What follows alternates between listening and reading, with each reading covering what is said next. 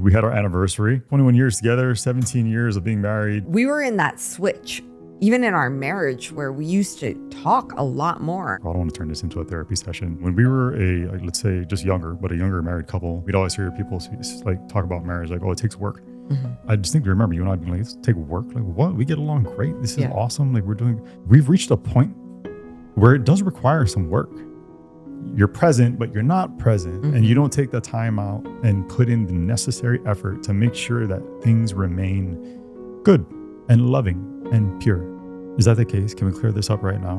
Of course not. Maybe float the obvious out there that nobody's life is perfect.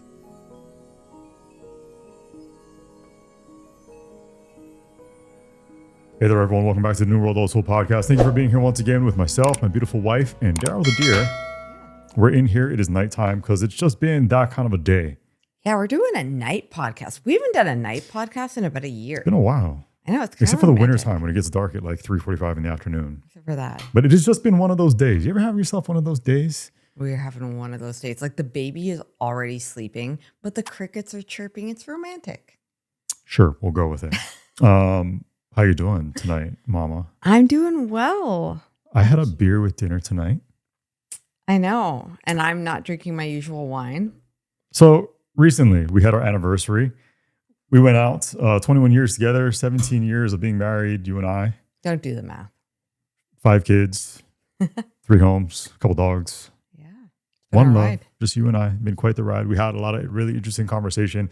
And we're not going to focus on ourselves here, but one of the subjects that came up, because we went out to dinner, like the once a year occasion that you and I seem to go out to dinner every year. I had a couple of drinks while we were out. You had one. We all, we had old fashions. It was kind of our go-to restaurant drink.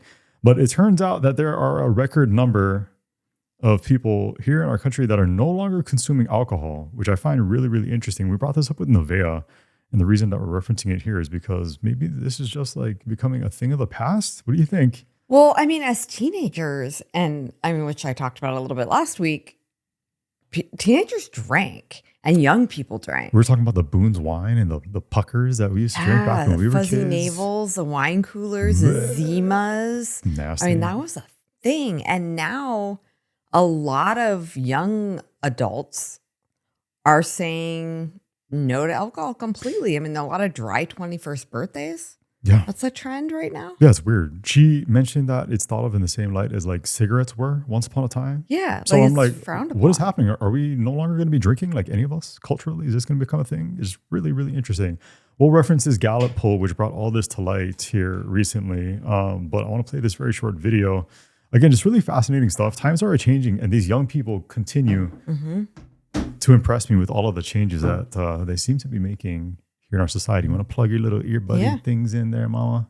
Want to grab drinks after work? Well, you're more likely to hear no than ever. Americans are drinking less than they have in decades, and here's why. So a new Gallup poll finds that only 54% of US adults say they drink alcohol. That's the lowest level in decades. So Gallup's been tracking this since 1939, and for the most of the time, at least 60% of Americans said they drank. The new 54% is the lowest since the question was first asked in 1939. So what's happening? More people, especially young adults, are rethinking alcohol and it's not just young adults, though. We'll dive into the actual stats here in a second. Moderate drinking is bad for your health. That's nearly double what it was in 2015. There's been a major shift in how we talk about alcohol and health. For years, moderate drinking, like a glass of wine, was thought to be good for your health. But now the scientific consensus has shifted, and newer studies link alcohol to higher cancer risk. And the biggest shift, it's among the young adults. Only about half of 18 to 34-year-olds say they drink. And this is a complete flip from 20 years ago when younger people drank more than any other age group. And even among people who still drink, they're also drinking less often. Just 23% of US adults said they had a drink in the last 24 hours. That's a record low. So what do you think? Are you or your friends also cutting back on alcohol? Let us know in the comments. Definitely you and I,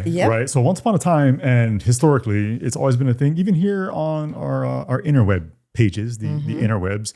Melissa, historically, going back to like our very early days doing the YouTube thing, you always had a glass of wine while we were doing like our live streams. I got to the point where I was definitely having a glass of wine, sometimes 2, sometimes a bottle. Just one though, just one bottle. Maybe on a Friday. every single night. Like at first it was like, oh, we would have a drink on the weekends. And then it became where we were drinking a drink or two every single night. Every night. It's Yeah. not that we were drinking a lot, but we were drinking consistently a lot. Right. Like literally every day Yeah. throughout the majority of our 20s, our 30s. And then subconsciously something seemed to take over, or maybe we were just getting older. You still drink pretty regularly. Like, Yeah, I'll drink. But now, like, so sorry, I was you had, going through. you had all that time off with Micah. Right. I And didn't then drink ever at all since, you when I haven't was really made pregnant. it all the way back. No, like after I had Eli, I went right back to drinking like a glass or two of wine. What a I girl. was, and then after Micah, I just kind of didn't really feel like it. Yeah. And then, you know, I am co-sleeping with him, so I feel a responsibility not to ever drink to where you feel it ever. And then it kind of became, well, like, what am I doing? Why am I not just like having a glass of tea or something, or a mug of tea? And so, I mean, I was drinking like a box, not the big box, not the party box. The Franzia. But- Costco size Franzia. Not that, but like where it's 2 bottles of wine. I was drinking that like once a week. Yeah, which but I is would kind of- generally help you. Yeah, that's true. I would have a couple here and there. But now it takes me like 3 or 4 weeks to go through that. I will go weeks myself without having a single drink and not even realize it. I just don't like it. Used to be such a ritualistic thing for me. Like, hey, Yeah. end of the day, let's wind it down. Habit. Let's crack open a beer, have a glass of wine, make myself a drink.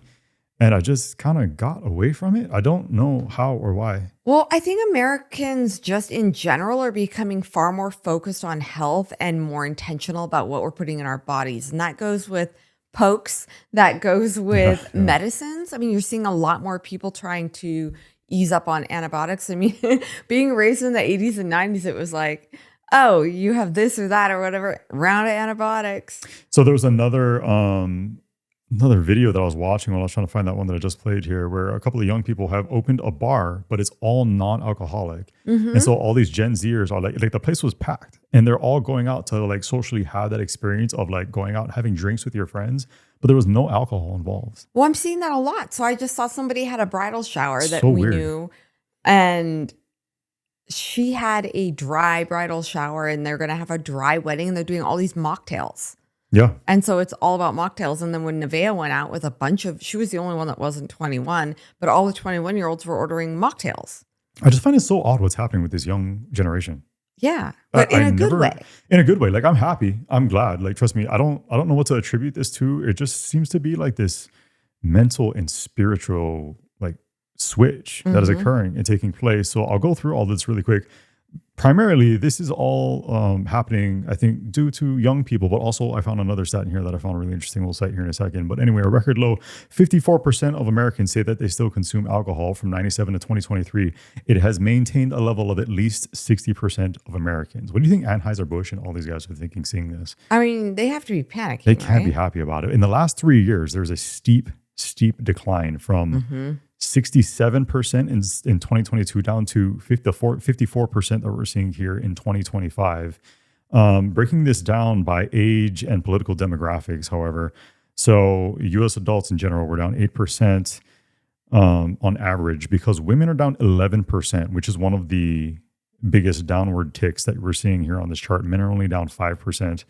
Come on, guys. White females specifically, because as we're breaking this up through race or ethnicity, white adults are down 11%. So a lot of white women and then white adults, as opposed to just 2% for us people of color like myself. So that's a bunch of moms saying no to the Chardonnay. Also, age demographics. We're breaking this down by age. We're giving all this credit to young people, which we should. They are down 9%, but that goes from age 18 to 34, which you're not supposed to be drinking before 21 anyway. So I Yeah, find you that a guys little do. funny. The biggest drop off age demographic wise was our age group. Age 35 to 54 was down 10%. Well, I mean, I think that makes sense because our age group is kind of hitting that 40 and 50-year-old. We're becoming very health conscious. We're realizing that we're not invincible. Yeah. And now with the Maha movement and everything, yeah, you're just seeing more intentional health decisions being made. And I think the combination of aging and having more brought to light through Instagram and TikTok and all these little informational videos. More information, yeah. for Yeah, sure. it's just So politically, between Republicans, independents and Democrats, and Republicans can tie it on. I will say, Oh yeah, they can party. having attended some of these conservative events, they can drink Yeah. like fish. I mean, some people are going like out of control with the alcohol consumption. According to this, down 19% as opposed to Democrats who are only down 3%. Do you think that the Trumpsters have been following his lead since he speaks very strongly about not having alcohol? Maybe so. I think that could be influencing. Well, and then you also have, like the Charlie Kirks and all those people talking about like just say no to alcohol, don't drink at all. It's what's becoming glamorous, which is so incredibly interesting. It's becoming tied to success. I don't want to become long-winded here, but the annual household income I also thought was really interesting. So those making less than $40,000 a year are down 14%. And those making over $100,000 a year down 13%. So very, very similar. Those in the middle, I guess the quote unquote middle class from $40,000 to $100,000 a year, only down 4%. So those who are on the poorer end of the financial spectrum maybe can't afford alcohol because it's become ridiculously expensive. Yeah, it has. Those with money apparently also are not consuming as much alcohol, which I also find interesting. I think because it's literally being like tied to status and success. Like those, like say no to any substance that messes with your brain. Interferes. So maybe a weird way to start the podcast, but I found this really interesting because I've joked with you, like I could give up alcohol, no problem. And I also wondered whether or not like alternative substances like marijuana becoming legalized in our country, whether or not that's had an impact on the number of people that are consuming alcohol. They're like, we're not drinking anymore. We're getting high out of our minds. I mean, it maybe makes sense, right? I mean, You have I don't more think options now? I don't think that's what we're seeing with our young people. Our young people are saying no to all of it, which is kind of crazy. So just I think in general, the perceived health effects of moderate drinking, there's been a massive uptick there, which maybe we can, subsequently point to that as being the reason that some of you are backing away from it. But overall, good news. Like I said, people are turning back to spirituality. People are going back to church, and people are getting away from things like alcohol, which have played such a detrimental role in our society for so many decades. Yeah. Awful stuff. I mean, being a cop and seeing so many of these collisions and so many of these family disturbances, and there are a lot of negative things that come from heavy alcohol consumption. For sure. No, I think it's great. I think it's good news. As do I. Hey guys, quick pause here because we want to share something we're really excited about. If you haven't heard yet, we have partnered with Brave Books to create our very first children's book called Made to be Ludo. It's a story all about discovering your purpose, and Brave is the publisher helping us bring this to life. Yeah, as a family, we've been fans of Brave for a really long time because they truly believe in the value of reading to children and fostering an environment where kids are still really excited about reading. Brave has a really cool monthly book series for kids that teaches faith, family, and foundational values through fun, imaginative stories. Authors like Kirk Cameron, Riley Gaines, and Bethany Hamilton have all already partnered with them, and now we're joining that mission as well. Yeah, right now when you subscribe to Brave's Book of the Month Club using our link, you will receive a copy of Made to be Ludo for free.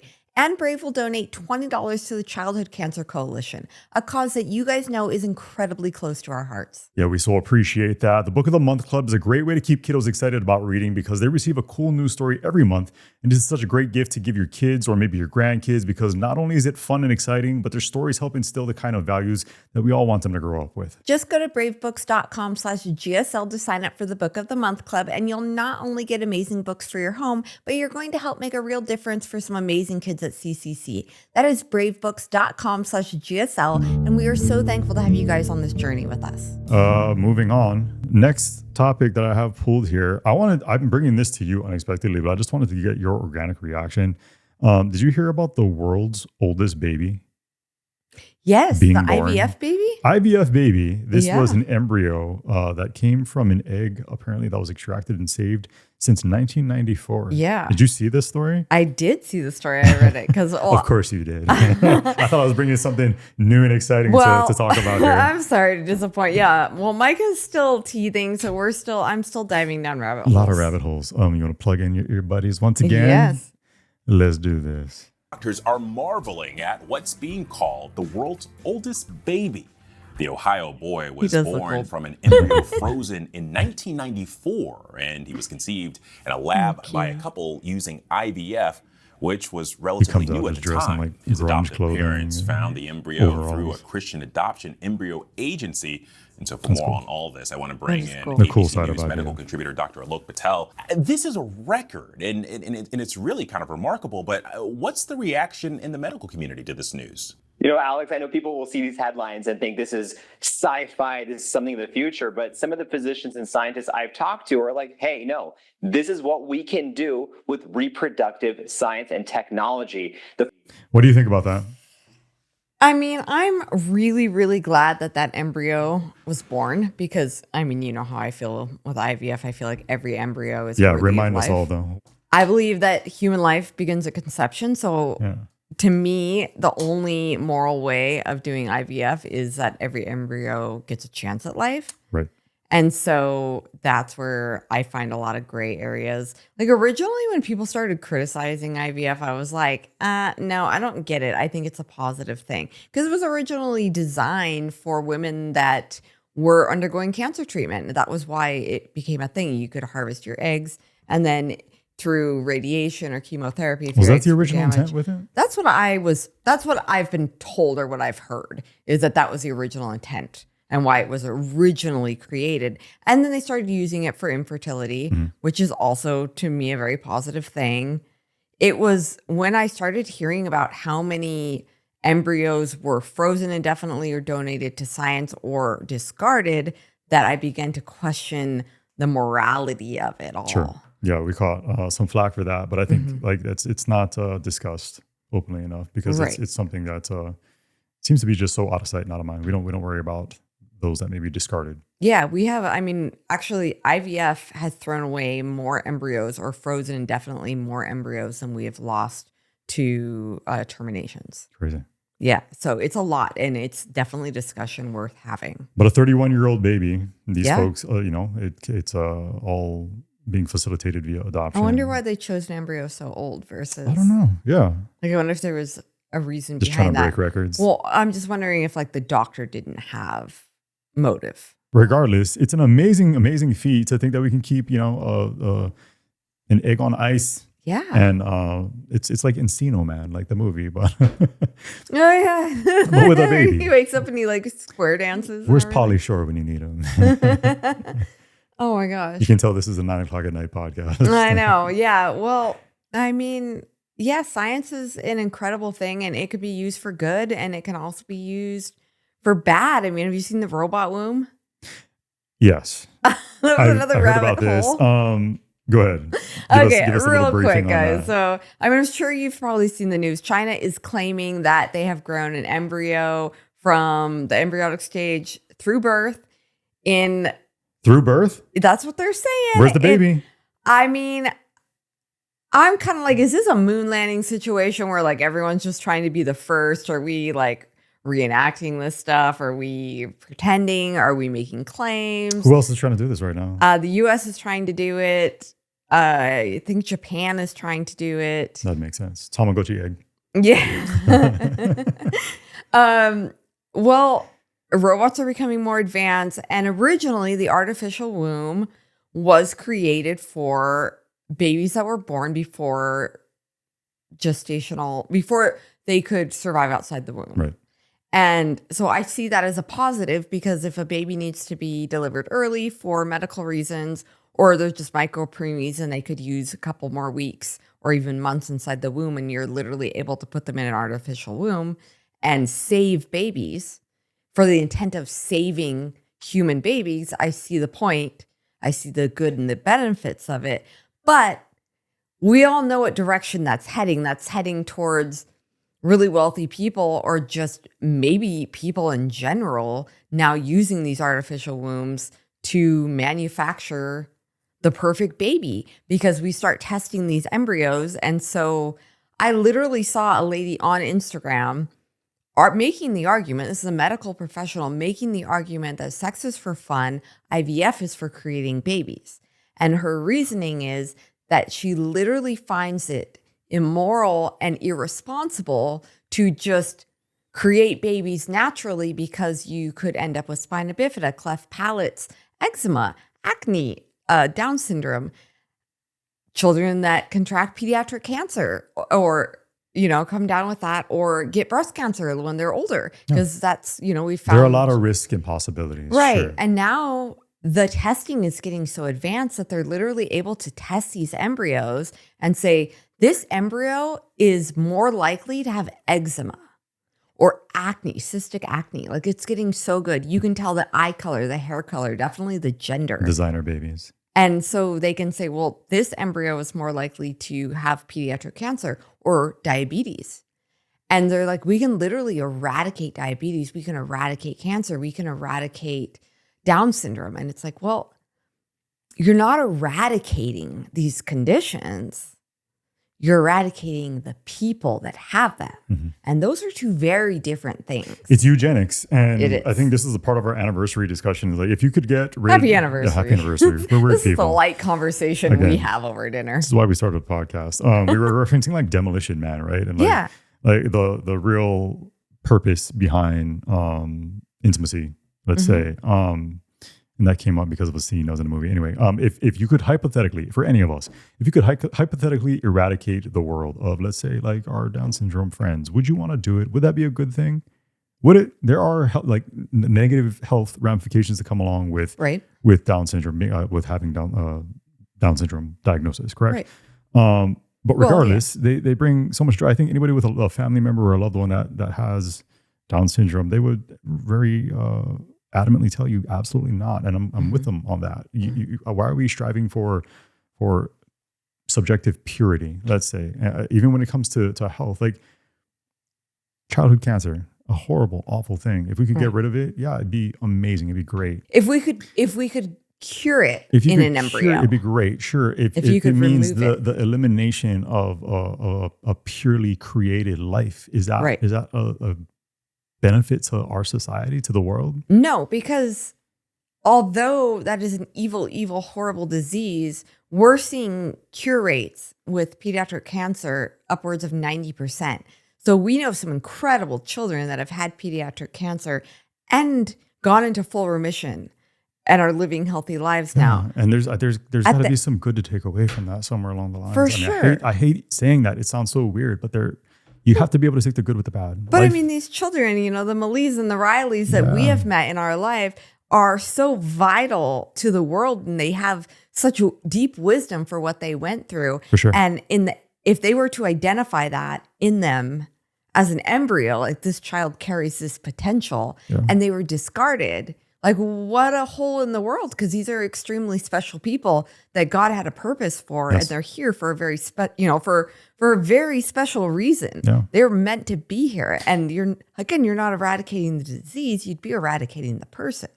Again, it's just it's eugenics. This search for subjective purity is just such a bizarre concept. It makes for an interesting conversation, and you can play out all kinds of hypotheticals. But no, I don't think it would be an improvement upon the reality with which we currently live. There's no way. No, you have to be able to take the good with the bad. There's just so much wrong with it, and like you see that even in our schools. We're like trying to fit everyone into a box. So for so many people that say that they want diversity, they really don't. They want perfection, and they want everyone to fit into this perfect little box.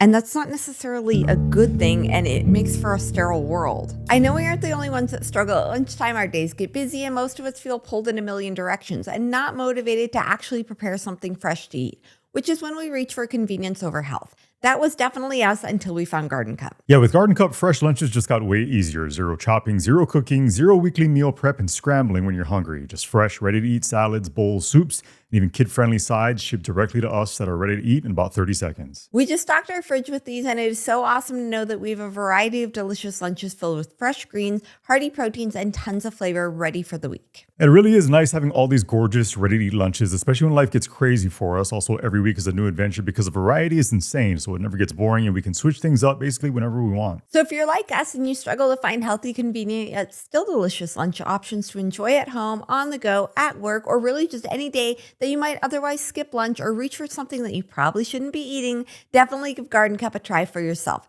Click the link down in our description or go to gardencup.com/discount/NWOS for $20 off your first 2 orders. We were told earlier this week that our life online is almost patronizing in a way, because it seems as though we have the perfect life and that everything goes perfectly for us. Is that the case? Can we clear this up right now? I mean, of course not. Maybe float the obvious out there that nobody's life is perfect. Right. Well, people get upset whenever we aren't happy or we're not, go lucky or. So this stems from last week's episode to where Melissa was retelling a story in something that happened to her. Was very personal. You became emotional while telling that story because you lost people that you cared about. You nearly lost your own life. And despite that, people were upset, number one, with the telling of that story, saying that it was a bummer or depressing, and that the thumbnail in particular should have been happy and upbeat. So we caught flack for expressing genuine human emotion. And I guess my response to which was that, hey, like our life isn't perfect and that nobody's life is perfect. And if you are trying to point us in the direction of others that you maybe view online as like always projecting happiness, I'm here to tell you that that is a false reality. I hate to break it to you and everybody else out there, but nobody's life is perfect. Nobody's happy all the time. And if you were seeing that and that's your preferred content to watch, that's great. Have at it. Watch whatever you want. But I'm here to tell you that what you're watching maybe isn't as authentic as it could be. Yeah. Is that? Well, I mean, we've even had like rough days or times where we were. But don't show it. Don't talk about it. Where we've had to walk away because, like, especially like during the build of the house, where we just would become frustrated. It would be hot and we'd be siding or something. We had just been at it for 8 hours and things weren't working out. It was just frustrating. But we would always try to mask it and put on a smile and everything. And because we assume the audience didn't want to see that. We've been showing more and more mistakes and things lately because I think we just got a little tired of the charade. Yeah, I don't know. For myself, I don't care. I will put, if we're struggling, I'll let you know we're struggling. If I'm emotional for whatever reason, good or bad, I'll let you know. Hey, Kenji passed away, made me really sad. My son was born. We managed to document that. Really happy, highly emotional, but not happy all the time. You're not always going to see that. And it for others who choose to do that, again, that's perfectly fine. I'm not trying to knock anybody. This is more just of a depiction and audience perception. And I don't want to harp on it too hard, but it's come up just with discussions within our family because there are things like with the horse recently. To where, go ahead. Yeah. I was going to say that's a mistake I made early on with the horse is I only showed highlights of him because I guess I was hiding my concerns with him because we struggled with Coda. And Coda was kicking, like literally day one, he got out of the trailer and within 30 seconds of being here, kicked Kenji in the head. And I became instantly concerned with him. I thought, okay, maybe he's just never been around dogs. But then he kicked me twice. He kicked our farrier almost every time. Poor farrier. And it became a response for him, a jerk response to where he would swing his body around and kick any irritation. And I thought, he's going to kick one of our kids in the head. And then literally a day later, I saw on Instagram a family that I followed that was with horses where the dad's horse kicked their son, their 5-year-old, in the forehead and crushed his skull in. Yeah. And I put Coda for sale the very next day because to me, that was just like a God thing saying, get rid of Coda. Yeah. I loved that horse. It was highly emotional for me to sell him. And people were like, your tears are fake. This is not real. If you loved that horse, you would keep him. You're failing him.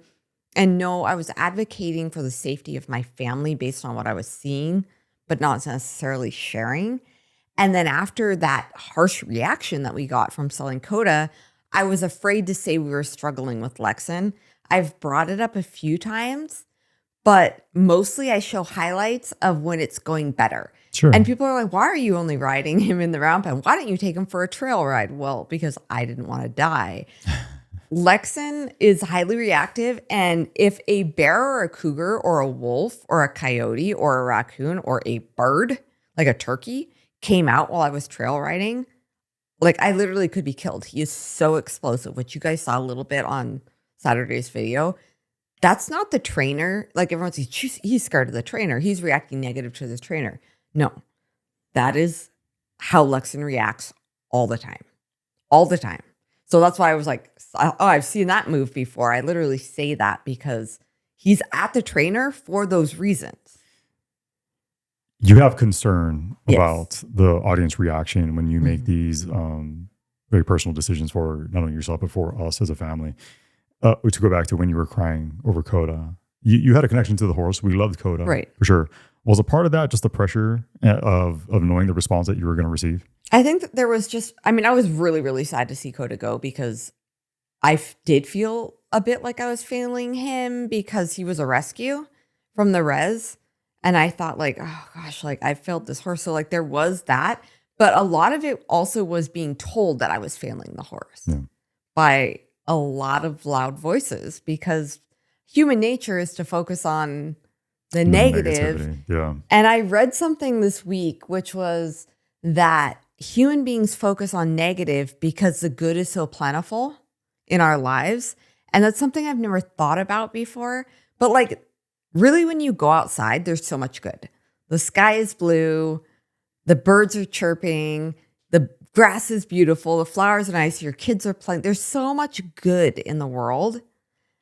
And there's not as much bad, but it makes you hyper focus on the bad because you become numb to the good. You want that perfection again. Yeah. It's the weed in your lawn. Mm-hmm. You're like, You can have a "That beautiful bastard." lawn and you're like, look at that dandelion. No, it's a really weird thing. And I hate to harp on this too much because we do get so much positive interaction with so many of you out there. It reaches a point to where it begins to affect and impact like your decision making and your behavior. And that's something that I've never really liked about the social media space as a whole. And it's something that you only get on this side of things. So I get that many of you out there maybe are like, whatever, this is stupid. And maybe it is.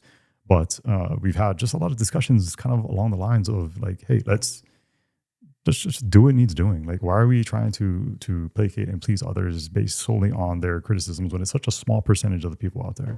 Public perception and the need through, subscribers carrying your channel and views mattering. Subscribers don't carry your channel. Well, that's a separate discussion. Yeah, but like, views and your perception, and if you get torn apart on Reddit or somebody makes a video bashing you or something like that. That stuff bothers you way more than it bothers me. Yeah, I You don't know. get really uneasy about that stuff. I just kind of laugh it off and chuckle. Yeah, you seem to not. You're not as bothered by it, but Yeah. it can change my behavior in a way that I can kind of lose or become like go outside of myself. Right. So I feel like if I wasn't online, I probably would have moved Lexon sooner. So a couple things like we haven't shared is he runs people down on the ground. So people are like, why don't you just keep him as a lawn ornament? Well, because our kids aren't safe going inside the electric fencing to mess with Blue or to brush their horse or ride their horse. They can't go ride Blue and enjoy him if Lexon is free in there because he will go after Blue. He gets jealous. Are you if he's explaining not right being- now because you're going to catch some plaque? See? I'm just saying like there's a lot of reasons that he can't just be a lawn ornament that we haven't shared. Yeah. He can't be a lawn ornament because he has twice run down family members on purpose and stomped them. He ran you down. We gave him the benefit of the doubt because we thought like maybe he didn't see you No, correctly. I really don't think he meant to do that intentionally. Maybe. I don't know. Yeah, now we don't knowing know. him better, Yeah. I don't know, because you were crouched down. He might have just viewed you as a threat. There was another incident where he bucked your cousin off and he got really, really hurt. And ever since that happened, I never rode him again. Yep. He bucked my cousin off and he broke his back and 2 of his ribs. So 3 of his ribs. I mean, he hurt him really badly. Yeah, it was bad. And then shortly after, I thought, and then again, I like excused the behavior. I thought, well, maybe he just was heavier than he was used to, or he landed on him funny.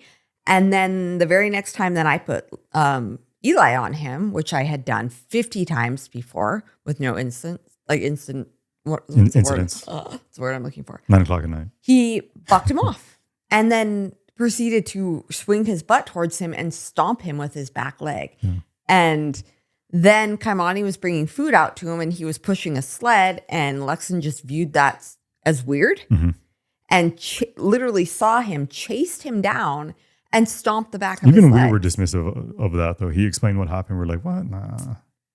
But he was pretty bruised up and cut. So, I mean, the horse did go after him. And then I saw him go after the dog. Yeah, I just With an at intent least I to was kill like, him. oh, I don't think he meant to hurt you. Like, I don't think he was trying to do that. That was my initial dog? reaction. No, Oh. with Kaimani. Oh yeah. But yeah, so it's just we brought this up because it's just been a weird week criticism wise, and then we had a discussion of like, hey, why are we doing this? Like, why are we Why are we trying to endangering? Why are we endangering our family or going against our own common sense for public perception? yeah. And is that foolish as parents to do? And It's the a answer thing. is yes. It's a it weird. It's a is. weird part of doing social media that a lot of people don't understand, and we do it at a very, very small level. But despite that, you get enough feedback from enough people, it begins to affect your decision making.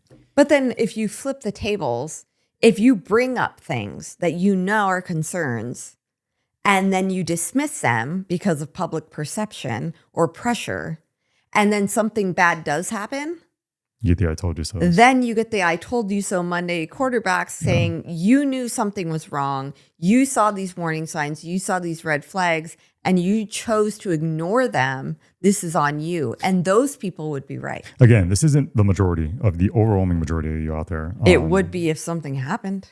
It'd be no. I 'cause think you- that would come up heavily. You can never say that because a very small percentage of people who watch actually comment. So even if it were the majority of the comments that were received, those who are more inclined to be vocal about something are People very, are very writing slim amount of the people that me are taking the privately. content. I know. Yeah, no, we get More it. people are writing me privately. Lay saying, this out. We get it on all platforms, right? And people will like send you messages, and it just gets to be like, what are we? Are we screwing up that bad here? Like, No, what's going on? no. People are writing in support privately because Oh, they no, are I know. afraid of being attacked Yes, yeah, by the naysayers, Yeah. the animal people that are like I literally had a comment saying you had the horse first, and if the baby's going to be a problem, then you shouldn't have had the baby. Yeah. Like, I'm sorry, Micah is infinitely more important than 100 horses. I love horses, but his life and his protection matters more. And I worry because little people don't look right to animals sometimes because they're used to big people, and toddlers are weird, you know? Like when he starts toddling around, if he goes in the horse fencing and Lexan perceives him as a threat and chases him down in the way that we've seen him chase down multiple people and 2 dogs now and stomp him, he could kill him. And this is where my brain's at now. So the trainer's been with him for a month, and she's like, she's coming to the exact same conclusions that we kind of already knew. And I have people writing me privately saying, if you're looking for permission, I've been around horses for 40 years. I've been around horses for 50 years. I'm a horse trainer. This is a dangerous animal. Yeah. So It's not worth the risk. yeah. It's so not a fit. Doesn't mean we don't care about Lexan. We love I Lexan care for him greatly, which is why he's in training, because I want to set him up in for success. the best way that I can. Yeah. Yeah. It's not fair to him. It's not fair to us either. And that's not a means of trying to justify that decision at all. It's just, it is what it is. We're trying to do the best thing for the family and for him. But you're worried about the backlash because you know 100%. it's coming. I know it's coming, and I know I'm going to get those. Well, then you shouldn't own horses. And that really only comes from people that don't own horses. I've never had a horse person tell me I shouldn't own horses. So again, if you're out there watching and or listening, and you maybe, what would your advice for us be? To like, how do we deal with this? Because it comes up every now and again, sometimes more than others, and for the most part, again, it's usually positive. But the negativity just starts to build up over Yeah, time. it eats at you. Yeah, it really Yes. does. How do we best go about handling that? You tell us. Let us know down in the comments section. Nicely, please. we can't handle anymore. It's been a week, but it's been good. I mean, like there's been a lot of positives in our week too. You have some questions you said you wanted to hit me with. I don't know what the Yeah. questions are. And you said all Okay. of this ties into our anniversary. It does. So I And came you across. said you're going to make me cry. Please don't make me cry. I mean, I'm not gonna try to make you cry. I it's saw. late. It's almost 10 p.m. I'm tired. I do not want to get emotional right I now. know. Come on. Okay. No, well, it came. So this is funny, with our GSLbook.com, Moth. Sorry. with the deluxe package, I have these memory verse cards that are coming with the package, which we're going to start using for our homeschool. And there was an option to do these discussion cards, and I kind of wish I had done them. So if I do another book, or like you can go buy these discussion cards, but they have like these couple marriage discussion cards that you can buy.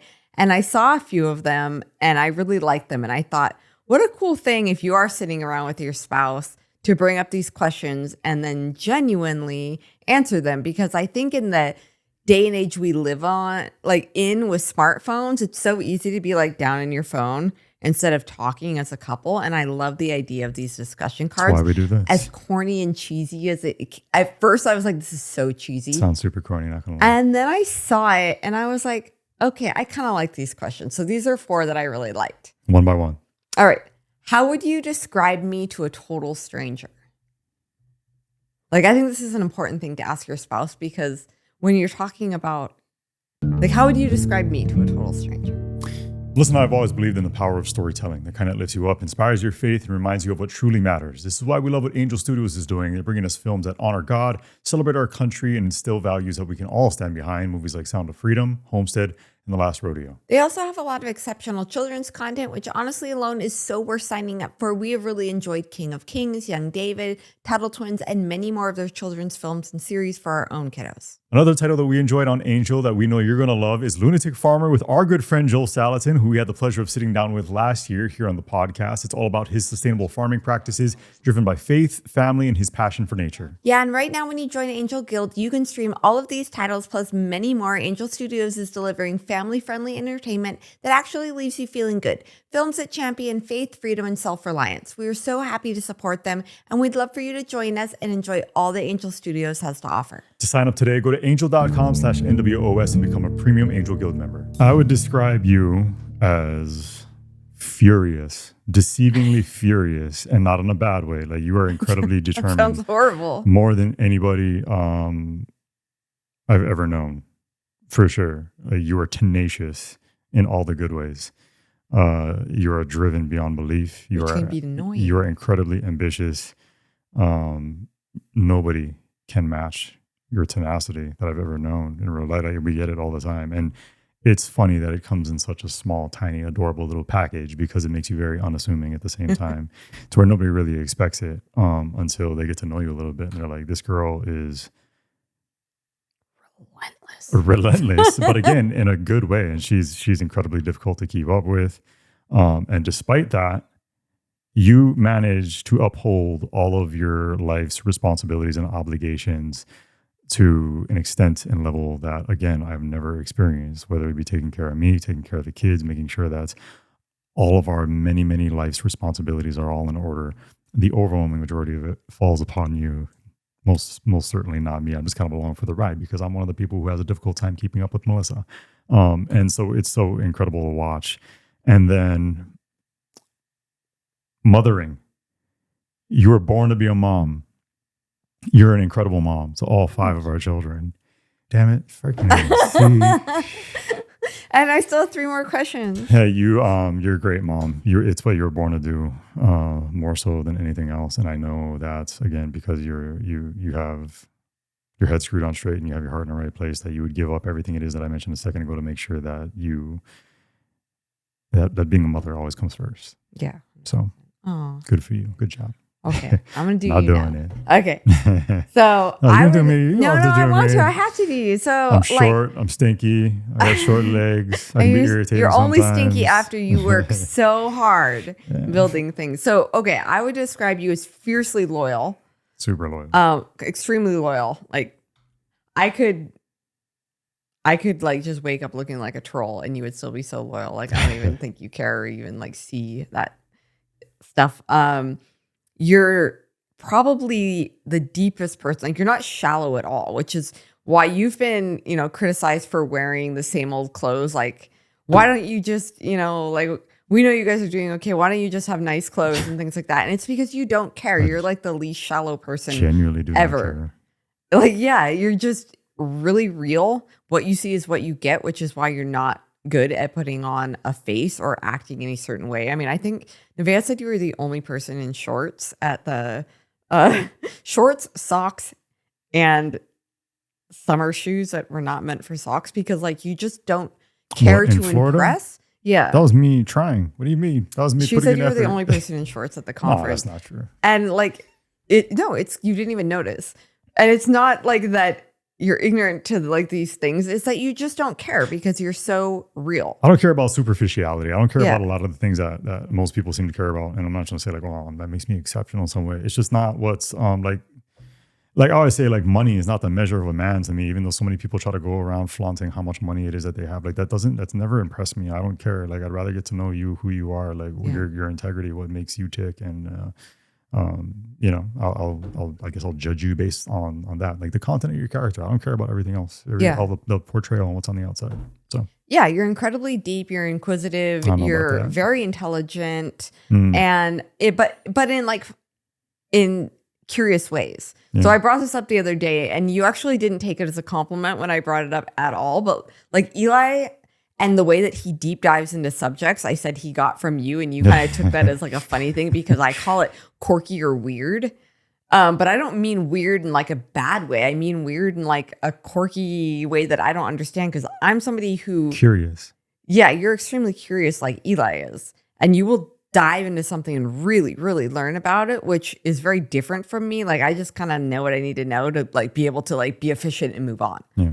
So like I'm way more likely to half-arse something than you. You know, just to like try to get it done. No, just look around, like look at where we are. I think if it weren't for me delving into like my own personal interest and learning all I could, there's no way that I, a kid from Hawaii, would be living in the middle of nowhere in North Idaho. Yeah. In a home that, you know, we did our best to try and build. I mean, to the best of our ability. Which like, again, like yeah, it was also me. extremely capable. Like I know I think we're all capable. Yeah, but you're capable in the way that you actually follow through and do it and finish it. You will finish the projects. Not always. Which is, well, okay, not the tile in the bathroom yet. But I mean, you successfully built 3 living structures in 4 years. And like you see a lot of projects not being completed online or stuff like that. Yeah, And but I mean, stop explaining. And you know you're not good at taking compliments. The man can't take a compliment. You can give him a compliment and he's going to be like, what do you mean by that? I don't think that anything you and I have managed to do is exceptional. Like other people try telling us that, and it always makes me really uncomfortable. And humble. Yeah, no, it does, because I truly believe that any one of us is capable for the most part of doing whatever it is we want to do, whatever it is we want to pour ourselves into. There are just little tiny decisions along the way that maybe lead you astray, and maybe that's why some people manage to accomplish something that you wanted for yourself. You don't quite get there. Okay, I have to move on to the next question. Or special as me being Stop long-winded. being overly humble. Okay. When did you realize that you were in love with me? In retrospect, probably earlier than I openly acknowledged at the time. It took a really long time for you to say that. Probably after like a couple dates. Really? You were in love with me? Yeah, I thought you were cool. No, that's different than being in love with somebody. No, but it's you just kind of know when, like, you know, somebody is you have a compatibility with somebody. Like you were cool. Like I told you, like you were you didn't try to put on a show. Like I just said a second ago, you never, those superficialities weren't there, and I like that you were able to put your guard down and be dorky and be nerdy and just be yourself. That was really rare in my dating experience. You like my old car? Yeah.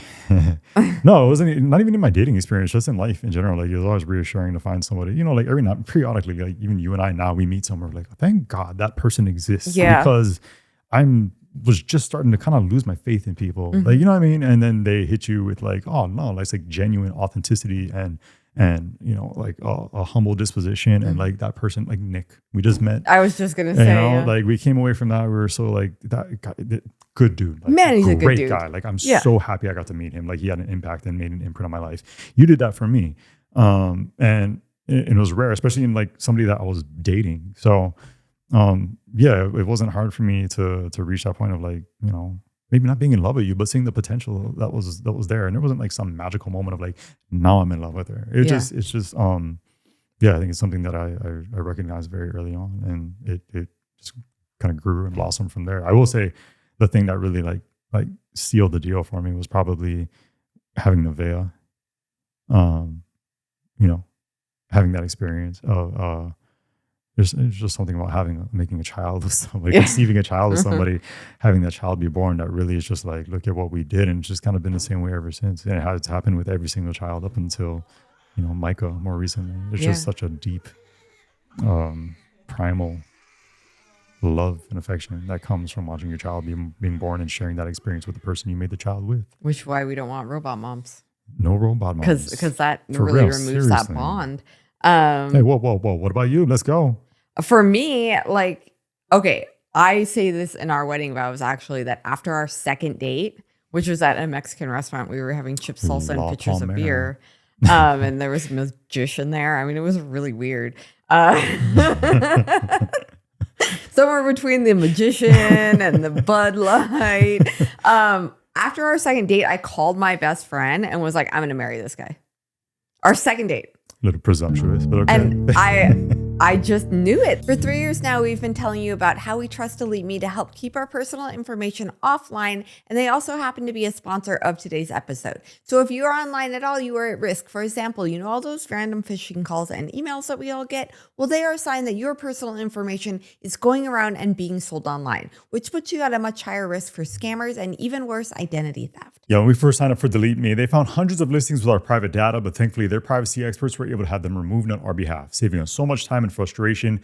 The cool thing about Delete Me is they are always continually scanning the web to make sure that our data doesn't pop up again. Yeah, these data brokers literally scour government sites, public information sites, and even your own social media pages in search of your name, your birthday, your past addresses, and even your family members. They then package it all up and they create a profile on you, and then they sell it to other data brokers, companies, and sadly, sometimes even scammers. So here's the thing, you can't always control whether or not you're the target of one of these data brokers, but you can make it a lot more difficult by taking a proactive approach to securing your personal information like we did with the help of Delete Me. Just click the link down below or go to joindeleteme.com/GSL and use our code GSL to get 20% off all consumer plans. And look at us now, He all did. these years later. 21 years later. 21 years later. Yeah, I mean, I just knew after the second date that we just had like this. Again, you were just somebody that we had like deep conversation right away. Isn't that weird? Wouldn't it be really bizarre if we had the capability of like traveling back in time? Like if Oh you my and I gosh. could have this like cloak of invincibility and we could watch ourselves on that second date. What do you think your response and reaction would be? Because I think I'd be cracking up laughing like you Like, two we're dodo birds. Like, Yeah, you you're so stupid. idiots. We're little kids. Have no idea what's ahead of you. Yeah, no. Oh my No gosh. clue. No idea. Oh, yeah, it's been a journey. It'd be so funny. Okay, question 3. What pain in me would you most like to heal? What? What pain in you? What? Oh, I got it. Your germophobia. you can't take that Your from me. germophobia. That's how I for sure. survive. No, it has gotten ridiculous. I know we've mentioned this before, but Yeah. Melissa's like, do I need to go to counseling for this? It has reached that stage, guys, literally. Yeah. And it's gotten worse and worse over time. I have like travel germophobia. anxiety. Yeah. No, it's gotten really bad. It's because know we how to live fix here and we don't have any contact with the outside world. Like we're Native Americans or something. Yeah, well, it didn't go well for them. I constantly have to give Thanks. Melissa reassurances of like, stop it. It's I fine. know. Stop. I know. I just keep getting worse. Yeah, that would be a really nice thing to get over, honestly, but I just don't know how to do it.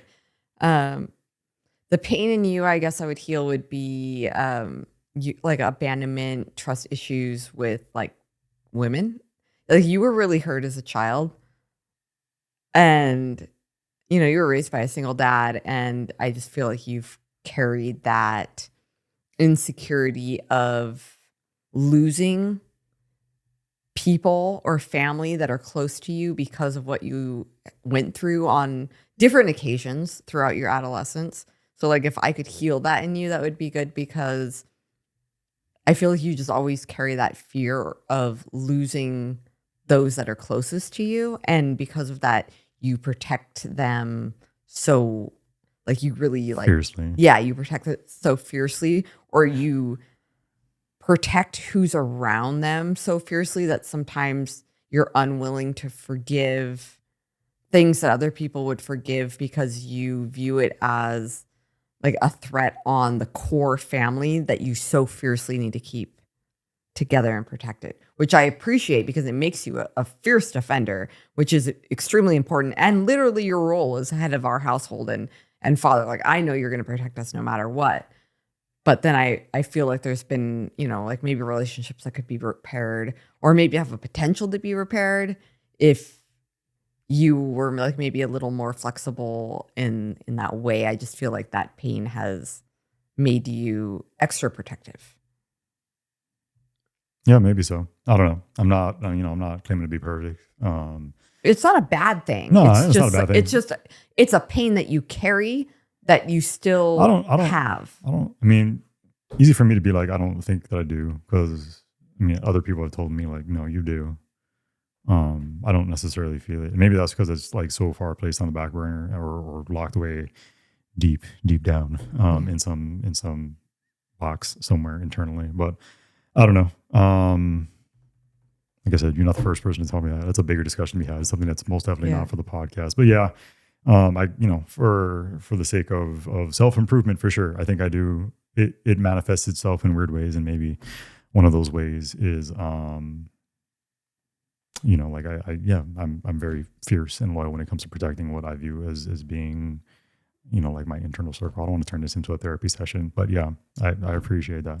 I just feel like these are questions like anyone can ask their spouse, and I encourage you guys to do it because I think these are great. No, it's good. Right. It's good to have these discussions for sure. This is part of the reason we started the podcast, but I'm not going to dive into certain things. So this is my right, exactly. So this is my last question. If for some reason I lost my memory, what is the first thing you tell me about us? About us? Or about myself? That you have currently 5 kids, that you're an amazing mom, that they meant the world to you, and you're an incredible wife and mother. I like it. Okay, if you lost your memory, I would tell you Seahawks won the Super Bowl every single year. If you just didn't have a memory, I'd tell you every day that the Seahawks just won the Super Bowl. Just that would make you really happy. I'd tell you that they've won, 3 in a row now. It's insane. Never gonna happen. JD Vance is president now, and no, I would tell you that.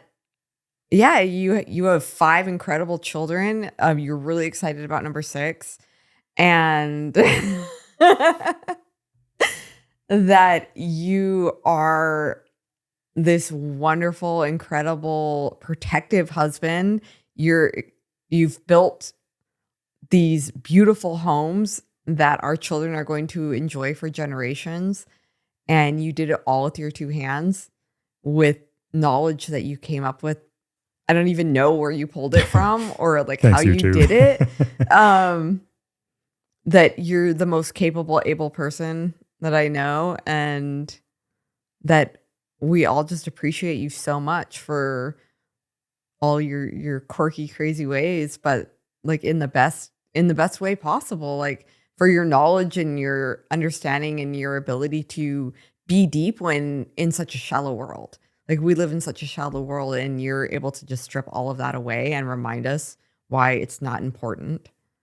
And I appreciate that because it's so easy to fall into that. I mean, you call me on stuff where you're like, this doesn't matter all the time. And so you always remind us about like what's truly important. I think a big part of it's just the social media trap, which I was kind of alluding to earlier, but just, it really alters your just perception of the world. Yeah. Ultimately, it doesn't matter. Yeah. Criticism that you get, the flack you get doesn't matter. The numbers don't matter. The attacks don't matter. The perception doesn't matter. None of it matters. One day, the likes, the dislikes. One day, all of this will be gone or come to an end, to its natural conclusion. But our life will continue on, and ultimately, you won't give 2 craps about any of the things that you're concerned with currently. This applies to myself too, because I get caught up in it as well. But it's just a good reminder. But I appreciate those kind words, Mama. It's very, very nice. Well, it's a little cheesy, I will say. No. I think these are important things. No, I agree. Nick brought up a very good point of the fact that like men need that, but women need it too. And I think we're so distracted in today's world. We're so distracted by these stupid phones that marriages and parental relationships and friendships have lost their intimacy because these are tools for good, but just like everything else, just like everything we were talking about, have become tools for evil and separation. And I was just talking to you about how I feel like the biggest separation that we face within our own family, and I know that this is going to land for a lot of people within their families, whether they're observing their grandkids falling into this trap or they're falling into it themselves. If you wake up in the morning and the first thing you do is stare at your phone, or you're getting ready for bed and the last thing you do is stare at your phone instead of having conversations like we used to have. Mm-hmm. We were in that switch, even in our marriage, where we used to talk a lot more. Mm-hmm. And now we have great discussions when we go out to dinner because we're not getting on our phones.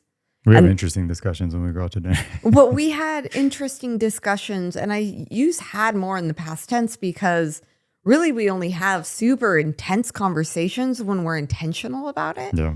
And we are so guilty of being nose down on a phone. And our kids have come up to us, like, what message are we giving our children when they're talking to us and we're not looking at them?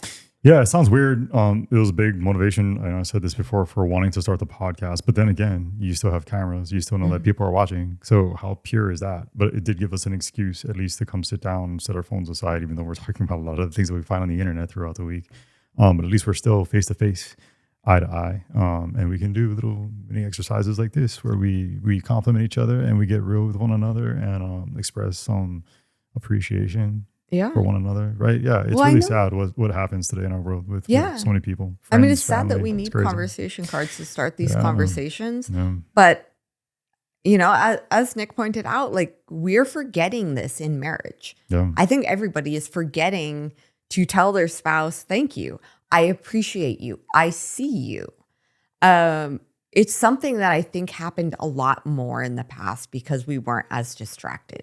There's so many distractions and there's so many comparisons and there's so many people telling everybody, housewives or working husbands or men or women, that you're victims in your blessings. You're victims in your situation. If you're a mother, you're a victim in that instead of you're blessed in that. If you're a working man or you're trying to provide, you're a victim in that instead of you're blessed in that. And we're forgetting to tell one another, those closest to us, that we see them and we appreciate them. And we all need that as human beings. And children need that. Children need to hear, you did a good job today. You know what I think has changed for me over time? When we were let's say just younger, but a younger married couple, and we'd always hear people like talk about marriage, like, oh, it takes work. Mm-hmm. And I distinctly remember you and I being like, it's take work. Like, what? We get along great. This is awesome. Like, we've reached a point where it does require some work and some effort, like conscious effort of like, I appreciate you. I love you. Otherwise you just become roommates. You get so wrapped up in the rigmarole, and over time, it just seems to compound. Like, we've been together for 21 years. We have been together now longer than we were apart up until the point of us meeting. And you see these older couples, like people in their 70s and 80s, who still love one another like tremendously, and you know that about them. They've had grandkids, great grandkids, beautiful family. They love one another, but they'll sit in a room together and not even address one another.